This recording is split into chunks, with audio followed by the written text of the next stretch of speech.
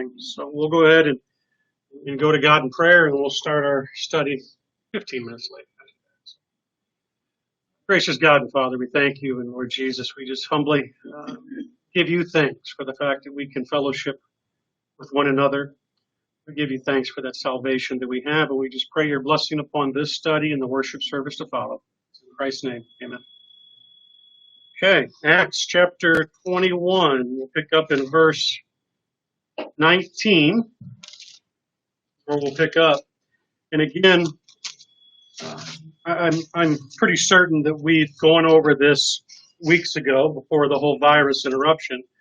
And so we're just picking up as close as possible, really, to that point, but bringing us back into the context before we get into chapter 22. So last week we started chapter 21 again. And so here we'll finish chapter 21, but we'll pick up here in verse 19. Keep in mind, up to this point, we talked about the fact that Paul heading to Jerusalem wasn't a mistake. I don't think that it was a mistake on his part. And then, as we're going to see in this chapter, there's going to be another question of, does Paul make a mistake because he participates in what possibly the Nazirite vow? Did you say something? Ritual. A ritual, yes. And there's people on both sides of the fence. And so you and I may disagree, and that's okay. That's not a problem.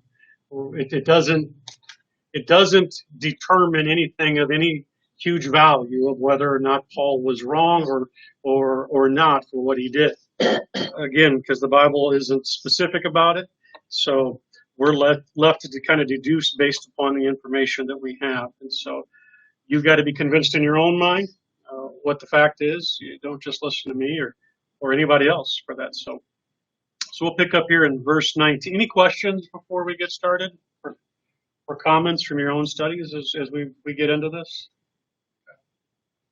All right, verse 19 says, and when he had saluted them, he declared particularly what things God had wrought among the Gentiles by his ministry. Again, this is talking about when Paul and his company get to Jerusalem. There are those that meet Paul and his company, and then he's going to go, as verse 18 says, they went to James and the elders there in Jerusalem. So he had saluted them. He declared particularly what things God had wrought among the Gentiles by his ministry. Verse 20, and when they heard it, they glorified the Lord and said unto him, thou seest, brother, how many thousands of Jews there are which believe, and they are all zealous of the law. And so we see here, at least from this context, that the pressing issue to the Jerusalem church at this point isn't the salvation of the Gentiles like it was back in Acts chapter 15. In Acts chapter 15, at that point, which was many years before this, the question is Gentiles being saved, Gentiles being gone to by someone of Israel. And so at this point now, that's not the concern. You can see from James or from this context here, they almost seem to gloss over that issue, and they go right into, well, we hear you saying this to the Jews. They're not really concerned about what's being said to the Gentiles. They're concerned about what's being said to the Jews. And that's where he says, when we heard it, they glorified the Lord and said unto them, thou seest, brother, how many thousands of Jews there are which believe, and they are all zealous of the law. Why is that important? And what's that? Kingdom gospel. They're believe and do these works, the law. That's what obviously that's not what Paul was saying or his mission, but that's what they're kind of pointing out. Well, what we can tell from the context here, and I agree with you, what we can tell from the context, who's they of verse 21? Is that unbelieving Jews? No. I think that this is talking about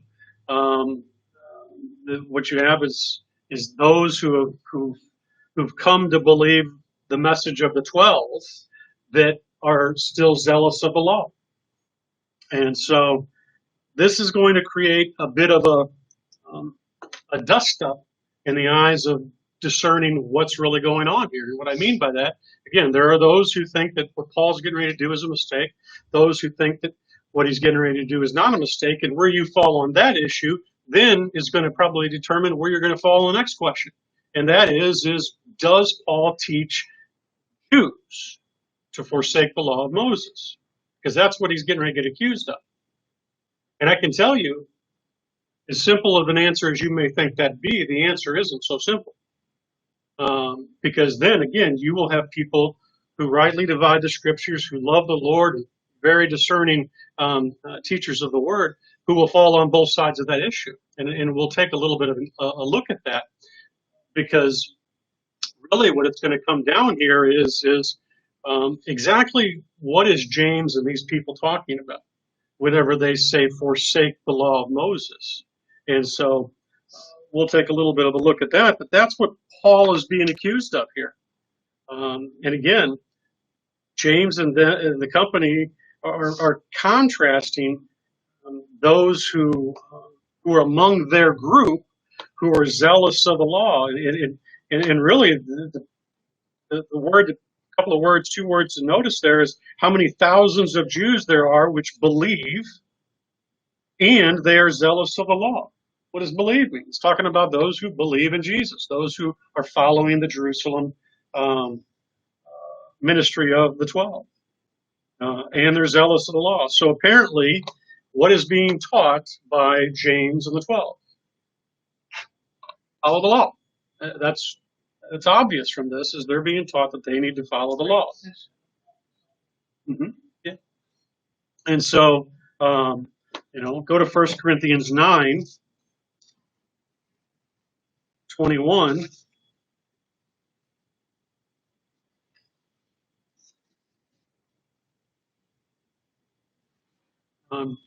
Something that we have to weigh the evidence of what's going to be before us here is starting in verse 20. It says, 1 Corinthians 9:20 says, "None of the Jews I became as a Jew, that I might gain the Jews. To them that are under the law, as under the law, that I might gain them that are under the law. To them that are without the law, as without the law, being not without the law to God, but under the law to Christ, that I might gain them that are without the law." And so it's going to be a little bit difficult, really, to understand Paul's situation here, because I don't think that we have all of the information. And that's okay with me. Because, again, if we want to know what Paul taught, we don't necessarily go to the book of Acts. Where do we go? We go to his epistles, those things that he wrote. What does Paul believe about the law? Well, Galatians in particular is very informative on that issue. And so, yeah, he's being presented with the fact that, hey, it's great all these Gentiles are coming to believe, and James and company says, but look at all these thousands that believe. Look at us. We're doing well too. I'm just going to say, in verse 1,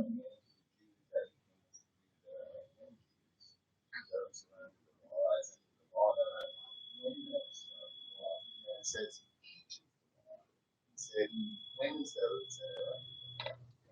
Right. And I don't think that he teaches the law to anybody, but the question is he teaching Jews to believe the law of Moses? And again, that in itself seems like the natural answer is yes. It seems like that's the natural answer. But in fact, when you really look at the scriptures, those who would say that no, in fact, he doesn't. And when you look at the scriptures, he really doesn't specifically ever tell those who are Jews to stop following the law. What we're going to see, what he tells them is if you're under the law and you keep it perfectly, fine. That's fine. But if you're going to put your faith in the law and not in Christ, then the law is not going to make you righteous. He says you can follow the law. That's fine. But if you're going to trust in the law and not trust in Christ, then it's not going to do you any good. And so as we look at some of the verses, and so again, both positions on this have very valid points, because it's obvious that Paul does make some statements that are very clear. I mean, he goes off he goes off on Peter. Why? Because he tells him specifically, well, go to Galatians.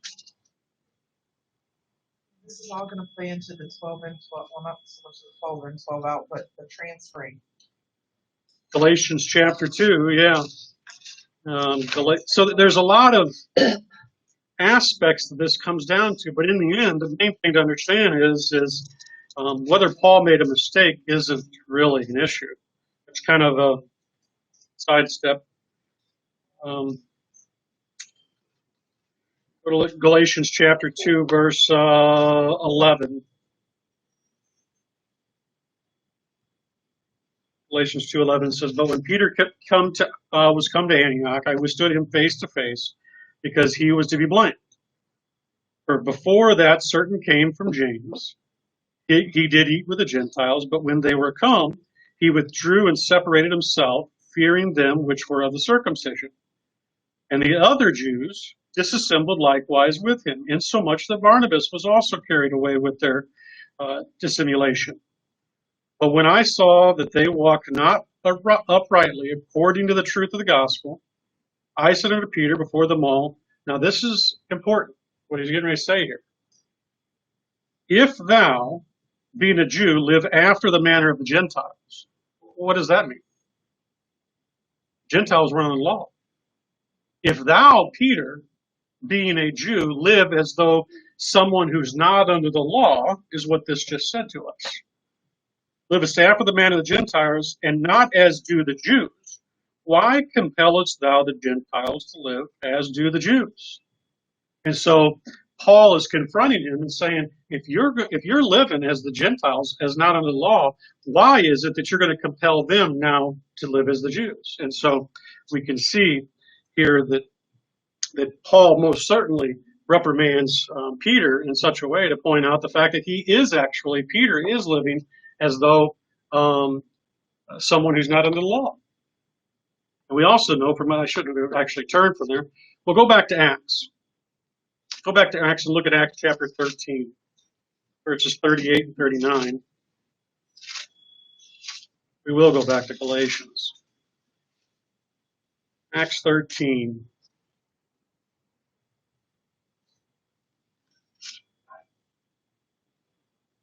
What did Paul teach? We can only got so much time, so we can only go through so many verses. But Acts chapter 13, verse 38 says, "Be it known unto you, therefore, men and brethren, that through this man is preached unto you the forgiveness of sins. And by him all that believe are justified from all things, which you could not be justified by the law of Moses." Who is he talking to here? Is he talking to Gentiles or Jews? I mean, he just told them that you cannot be justified by the law of Moses. Notice he didn't tell them that you shouldn't follow the law of Moses. He says you can't be justified. Well, we know who he's talking to. Look up at verse 14 of this chapter. Verse 14 says, "And when they departed from Perga, they came into Antioch and beside Pisidia, and went into the what? Is that where the Jews are or the Gentiles? Well, if you follow the rest of this, that's who he's talking to in verses 38 and 39. So he's talking to the Jews whenever he says, "Be it known unto you that you're not going to be justified by the law, you're going to be justified by Jesus Christ." And so he's certainly teaching the Jews that you have to be justified by Jesus Christ. Is that forsaking the law? No, not forsaking the law. And again, I think that what you actually see here is a consistent message that Paul doesn't specifically go tell Jews that they need to stop following the law of Moses. What he does is he tells the Gentiles, don't go follow the law of Moses. And he tells the Jews, don't think that the law of Moses is going to justify you, because the only thing that you can be justified is by Jesus Christ. That's the only way you can be justified. So, again, however, go back to Galatians. How one sees the issue.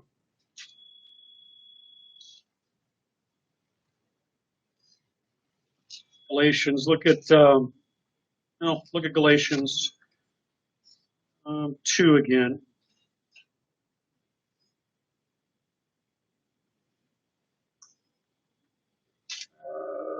let's see. As you continue on, we already read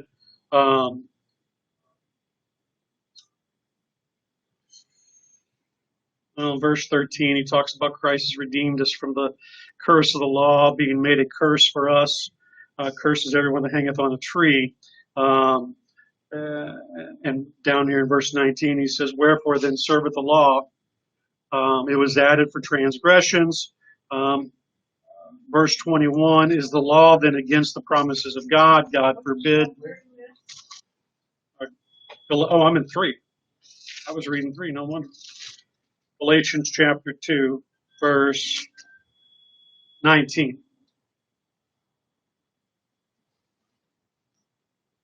Verse 18, actually, is quite interesting. "For if I build again the things which I destroyed, I make myself a transgressor." Verse 19, "For I, through the law, am dead to the law, that I might live unto God."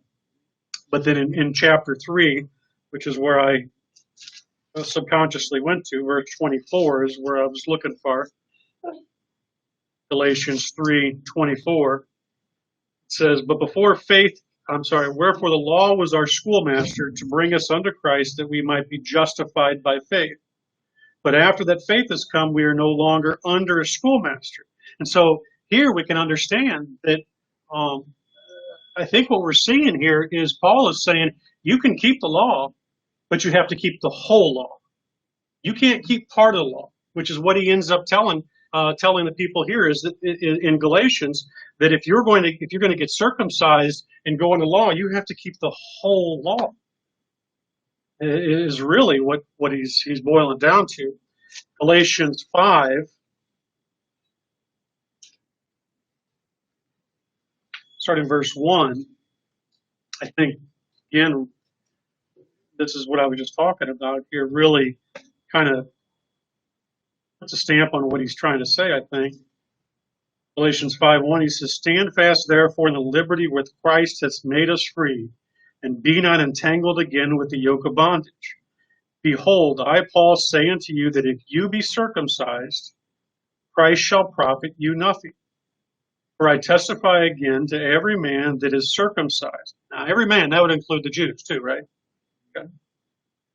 "That he is a debtor to the whole law.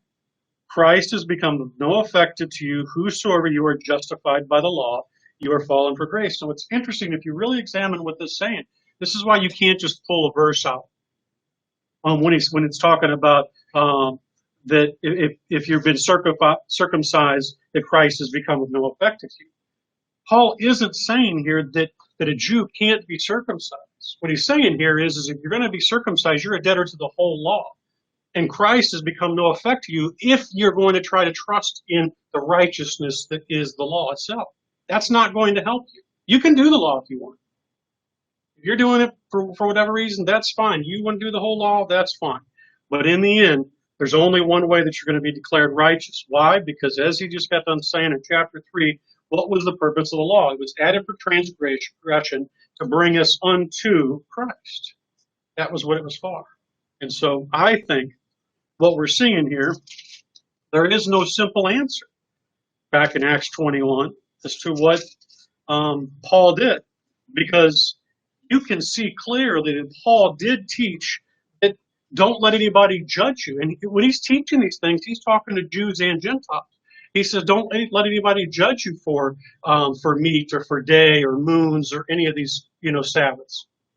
Now, he's obviously talking to Jews in this situation.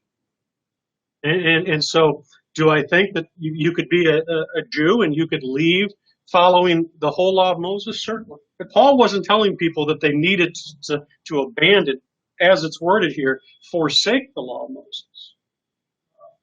I think that that's a little bit of a misunderstanding. But he certainly does teach the idea that the law is not necessary. It's been fulfilled. So, any comments?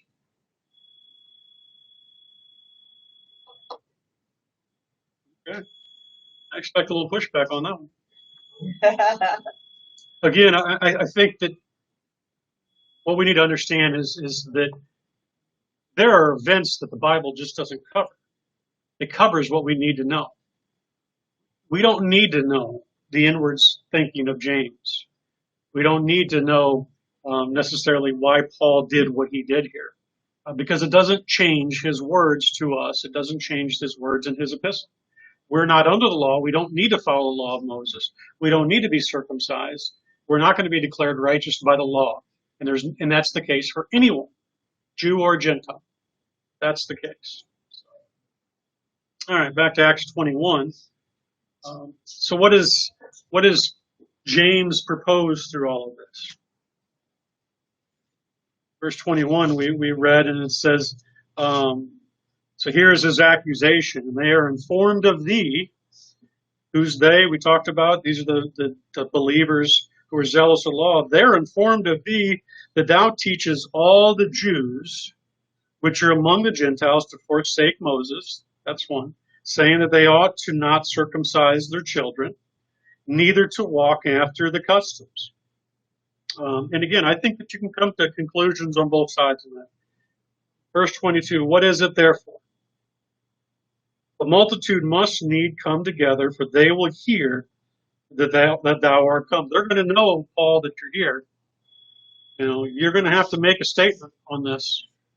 You're going to have to side with some issue on this. They're hearing this. What is it therefore? What is it that you're teaching? Now, again, I've said before, and I still believe that James should know full well what it is Paul's teaching. And I think he does know full well. I also find it a bit absurd in James's approach to this. And I've also told you before that it seems like James has usurped the authority of Peter and the other 11. James was not one of the 12 apostles, and now here he becomes a leader. We've discussed that in depth and how he seems to, like I said, have usurped that authority. Now, could it be an example of the breakdown of the kingdom program in the Jerusalem church? And I think it is. It's showing the significance of what is going on in Jerusalem, because we do see that whether it's in Acts 15 or whether it's here in Acts 21, that James does become the leader. Peter begins to report himself to James, and James as the leader. And so that seems to be showing that that's different than the way that it was supposed to be and the way that it was designed early on in Acts. So, verse 23, here's the idea that they have. Do therefore this that we say to thee. We have 4 men which have a vow on them. Them take and purify thyself with them, and be at charges with them, that they may shave their heads, and all may know that those things whereof they are informed concerning thee are nothing. But thou thyself also walkest orderly and keepest the law. So ultimately, what's James saying is we've got these 4 guys who have a vow to take. Well, if this is the Nazirite vow, which we don't know for sure, but there's indication from Scripture that could be the case. And if you go back and you want to read about the Nazirite vow, you would go to Numbers chapter 6. So we won't do that today, but you see the prescription on how the Nazirite vow was supposed to work. And at the end of that, you were supposed to make an offering. Well, offerings weren't free. You had to have the animals, and you had the substances in order to give for the offering at the end of this vow. In the case of a Nazirite vow, it was 2 doves or pigeons, depending on your money, 1 lamb, in other words, 1 male lamb, 1 female lamb, and a ram each. That's a lot of money for 1 person. Now James is asking him to pay for 5. These 4 plus himself is what this is saying. Is, hey, why don't you show them you're really on their side, Paul? Matter of fact, why don't you pay for it? Well, Paul ends up doing it. Paul ends up covering the cost of this.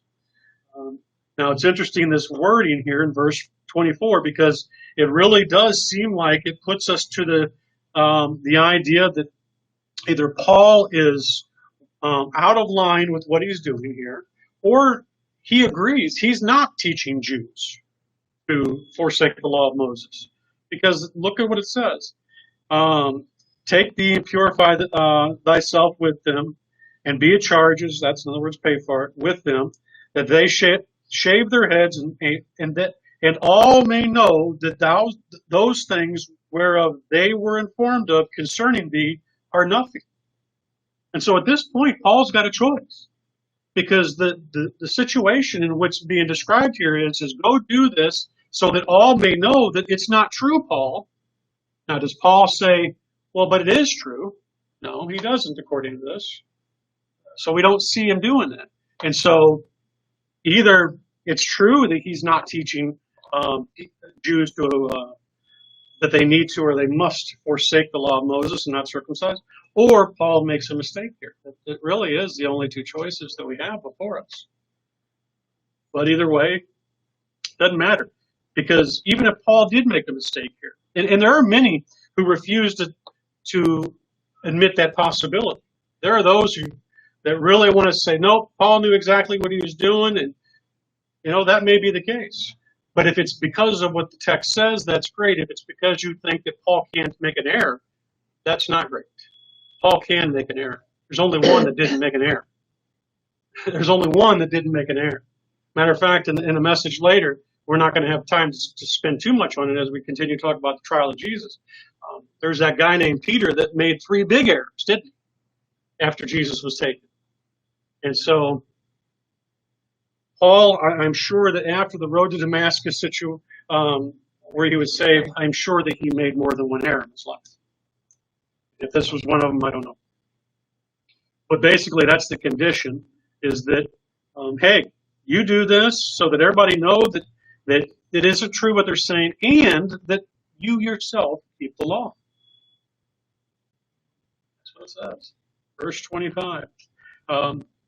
As touching the Gentiles, which believe, we have written and concluded that they observe no such thing, save only that they keep themselves from things offered to idols, and from blood, and from strangled, and from fornication. And this verse is interesting because it's not like that the Jerusalem church has any authority over the Gentile church, do they?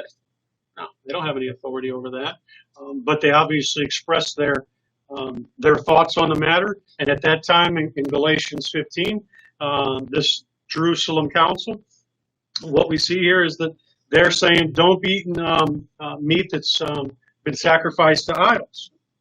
But what does Paul later say? Don't matter, eat it.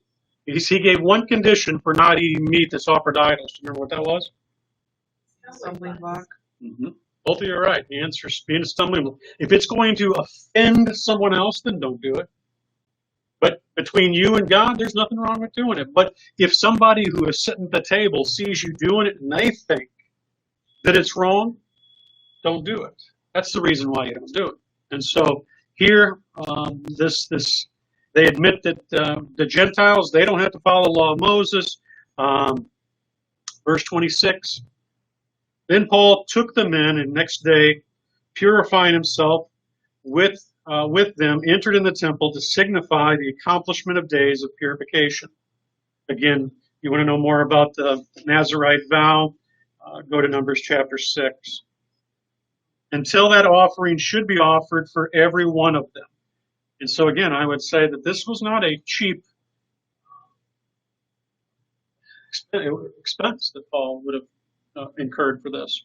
Each of these animals would have cost each of these guys that were doing this that Paul took on would have been a hefty expense. Verse 27. And when the 7 days were almost ended, the Jews which were of Asia, and we'll leave off here in verse 27. But notice what this says. The Jews which were of Asia, when they saw him in the temple, stirred up all the people and laid hands on him, crying out. What did they say? Men of Israel, help. I mean, you can envision this.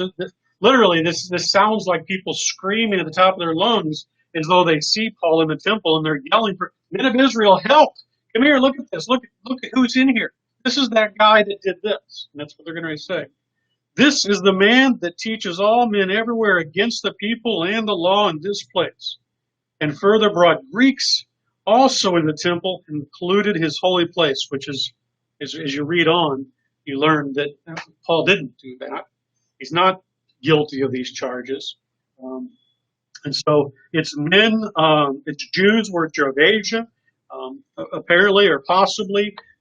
You know, Paul throughout his ministry faced people, following him from place to place to place. You know,